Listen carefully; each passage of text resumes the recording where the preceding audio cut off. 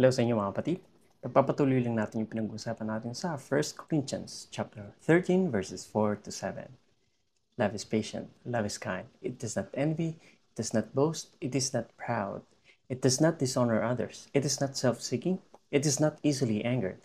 At ang sunod po ay, it keeps no record of wrongs. Ayan. So, umpisa natin siya sa isang kwento, which is, kung familiar kayo, is what we call the prodigal son. Makikita niyo yung story nito sa Luke chapter 15 verse 11. Yan, hanggang matapos na. Makikita niyo ang meaning ng prodigal dito. So, meaning nun, sobra-sobrang gastador. Hindi lang gastador, sobra-sobrang gastador. Nung nakuha niya ni mana niya, punta siya sa isang country. Tapos, ang ginawa niya is, syempre, party-party siya, nagsaya siya. As in, walwal to the max. Lahat ginawa niya. Now, ang problem, di ba?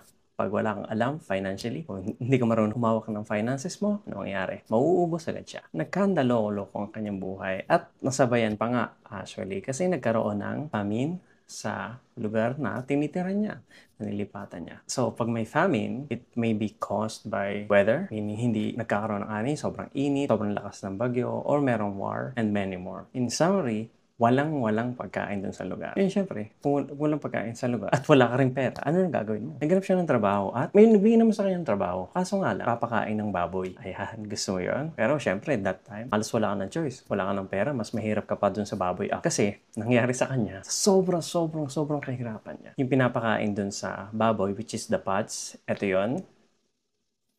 Ayan. So, di ba, sobrang appetizing, napakasarap imukbang mga kapatid. Pero gusto niyang kainin yan. Ang problema, walang gustong magbigay sa kanya. Ganun kasama yung nangyari sa kanya. Sobrang kahirapan. Dahil sa kagutuman na yan, bigla siyang natuwa. Wait lang, yung tatay ko, yung mga servant niya, ang sasarap ng pagkain. Tapos ako nandito, babalik ako dun sa tatay ko. Alam ko mabuti yun eh. Kahit hindi mo na ako ituring na anak, basta i-hire mo ako bilang servant mo, ayoko na di. Parang ganun. Bumalik siya actually dun sa tatay niya. Pagdating niya dun sa lugar nila, hindi ko alam kung gaano kalayo yun. Tapos pinuntahan niya agad. Tumakbo yung tatay niya. Pag inisip niyo mabuti, di ba? Based sa culture kasi pag tatay ka, you have to have this honor. At sa Middle East, pag nakita yung legs mo or anything na nasa baba, for them, shameful yun. So, para makatakbo yung tatay, anong kailangan niya gawin? Nakarobe yung tatay eh. So, kailangan niyang iangat para makatakbo siya ng mabilis, di ba? Kahit alam nung tatay na nakakahiya yung gagawin niya, he still did it for his son. He did everything to reach out to the son. Sabi nung, ginamit niya yung script niya na,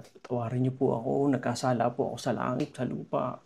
Hindi po ako dapat na maging anak niyo. Ba, hindi nakikinig yung tatay. Inutosan yung mga servant. Quick, damitan niyo tong anak ko. Bigyan niyo ng ring at bigyan niyo ng sandals. So, inisip mo, walang sandals yung prodigal son.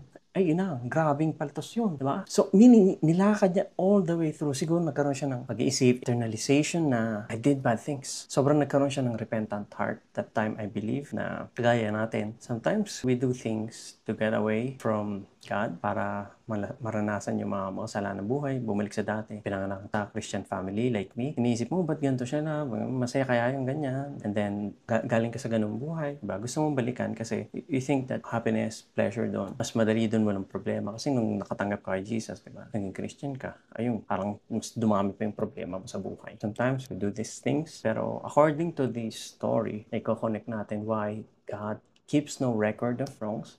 I think probably araw-araw niya inintay yung anak niya. Kasi malayo pa lang nakita niya na, di ba? That's how God sees us. How God is very patient with us. He's waiting for us to come back to Him after we did all these things. After we parang tumalikod sa Kanya for a while. At ako magsasabi niyo kapatid, if you think that coming back to God and then knowing that you have done these things will make Him love you less. No, kapatid, hindi totoo yan. Nag-aabang lang yung Diyos paglapit mo, paghingi mo ng tawad sa totoong repentant para makabalik ka sa Kanya. Kasi yung prodigal son, di ba? Nung pagdating, anong ginawa ng tatay? Tumakbo, niyakap, dinamitan. Kasi yung ring, tsaka yung sandals, meaning bumalik sa Kanya yung pagiging anak niya. And that's who you are. Sometimes we turn our backs to God, but He's saying to you, know that you have experience these things, pero balik na sa akin. Because once you come back to me, I will run. I will keep you in my arms. Dadambitan kita. Never nawala yung pagiging anak mo pag bumalik ka sa Diyos. Sabi nung tatay, patay na siya. Pero ito ngayon, buhay siyang bumalik. So that's how God sees us. That hindi niya hinarap yung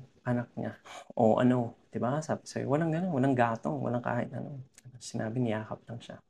Kapatid, sobrang tindi ng pagmamahal sa'yo ng Diyos. Buburahin niya. Sabi doon, love does not keep records of wrongs. Sabi sa Colossians chapter 2, verses 13 to 14, you were dead because of your sins And because your sinful nature was not yet cut away, then God made you alive with Christ, for He forgave all our sins. He canceled the record of the charges against us and took it away by nailing it to the cross. Pag tingnan mo buti yung verse, He forgave all our sins. And He canceled the record of the charges against us. Kasi yung sin, sabi sa Romans 6:23, for the wages of sin is death.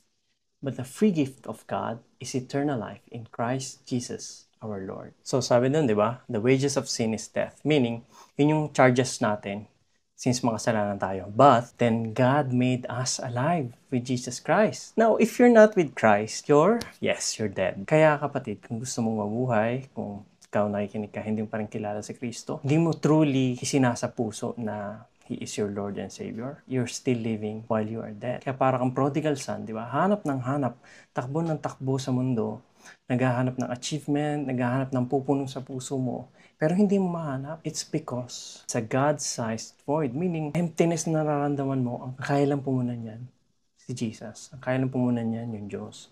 Kaya lumapit ka lang. At sa mga tao naman na nakalapit na, may relationship na kay Jesus, tandaan pa rin natin na, sabi dun sa Matthew 6 verses 14 to 15 na, for if you forgive other people when they sin against you, then your Father in heaven, sabi niya, di ba, will forgive you as well. Now, may kasunod pa yun. Pero kung hindi mo sila papatawarin, hindi ka rin papatawarin ng Ama mong nasa langit.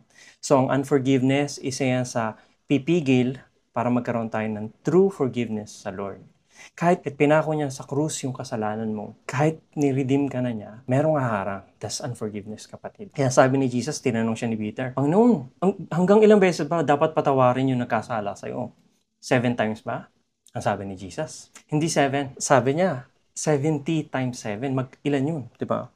So pag inisip mo, love, it keeps no record of wrongs. Sinasabi ni Jesus na 70 times 7, kaya mo bang bilangin yung kasalanan ng kapwa mo sa'yo? Kaya mo bang magsulat, magkaroon ng journal, di ba? Sayang yung papel nun, kapatid. Patawarin mo na lang kaysa magsayang tayo ng papel, di ba? Pero kidding aside, hindi ka papatawarin ng Diyos kung hindi mo papatawarin yung kapwa mo na nagkasala sa'yo. Kaya kung may natitirang unforgiveness, kung hindi mo man alam kung hindi ka napapatawad, ask God to reveal it to you na meron kang bitterness sa mga kamag-anak mo, sa parents mo, sa kapatid mo, sa jowa mo, sa asawa mo. We have this unforgiveness. It would actually hinder us from getting the forgiveness of our Father. And kung hindi natin matatanggap yung forgiveness, we will be separated from the joy of His salvation. So, kapatid, ibigay mo na lang sa Lord. Sabi kasi ng Diyos, vengeance is mine, says the Lord. Kung sobrang sama ng ginawa niyo sa'yo, hindi ko man naiintindihan kung ano yan. You know it at alam ko valid yung nararamdaman mong galit, inis, hinanakit. Pero tandaan mo, kapatid, kung paano ka pinatawad ng Diyos, dapat ka rin magpatawad. Kaya sa inyong lahat, sinasabi ko, kung gusto mo lumapit sa Diyos, makasalanan ka, may ginawa kang kasalanan, tumalikod ka sa Kanya. For the meantime, kinuha na, wala na. Dead na yung kasalanan na yun. Sabi sa 2 Corinthians chapter 5, verse 17, therefore, if anyone is in Christ, he is a new creation. The old has gone, and the new has come. Kaya kapatid, huwag ka matakot na hindi ka na makakabalik sa Diyos. Hindi. Kagaya nung ama nung prodigal son, tatanggapin ka niya ng buong buo kasi alam niya, anak ka niya. Pag nakay Kristo ka, anak ka niya. Hindi ka itatakwil ng Diyos unless, di ba? Ikaw yung magtakwil sa Kanya, wag naman, kapatid. Kaya balik lang tayo sa Diyos para, di ba, kagaya nung prodigal son, pagdating niya, nag-celebrate, nag-feast. Sabi nung tatay niya, patayin niyo yung pinatabahan natin ng matagal na baka. For special occasion lang. Ihanda natin, mag-feast tayo, magdiwang tayo. Kasi yung anak ko, nakala ko, patay na. Bumalik siyang buhay. That would be the same for you, kapatid. Pag bumalik ka sa Diyos, tatanggapin ka niya at magsiselebrate siya because He delights on people, diba, who repent. Tandaan mo mabuti yan. Hindi niya gusto yung nagkakasala. Hindi siya ganun. Gusto niya lagi kang babalik sa tama. Kaya kapatid, lumapit ka sa Diyos at siya yung masusumpungan. Have a blessed day.